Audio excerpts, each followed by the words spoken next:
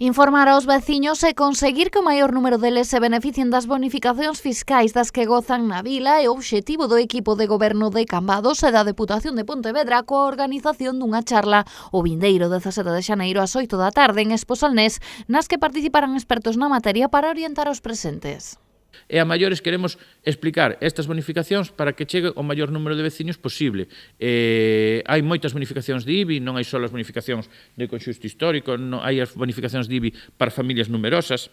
que hai, por exemplo, casos de familias numerosas que veñen ao Concello a pedir o bono social eléctrico, pero non saben que poden disfrutar da bonificación do lixo e da bonificación do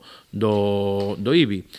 Ademais, nesa charla, explicarase tamén o obxecto da bonificación ou exención, a quen vai dirixida esa exención ou bonificación, os prazos para as solicitudes e a documentación necesaria para a súa tramitación. Na presentación ante os medios deste evento recordouse que os cambadeses teñen unha vintena de exencións de carácter municipal aprobadas polo actual equipo de goberno no 2017. Tamén nesa charla sobre as bonificacións que vos estaba comentando agora, as potestativas que foron aprobadas polo Concello de Cambados,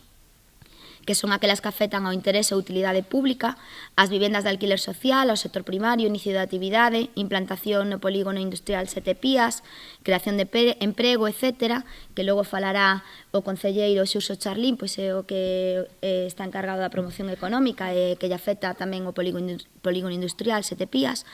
Tamén, ademais, hai bonificacións para familias numerosas, que falará tamén o concelleiro de Servicios Sociais Constantino Cordal, e tamén por instalación de sistemas de aproveitamento da enerxía solar. Esas bonificacións son bonificacións potestativas do Concello de Cambados. Os membros do Executivo sinalan que estas medidas, tanto informativas como en forma de bonificacións, intentan buscar a obxectividade, a igualdade social e a promoción económica.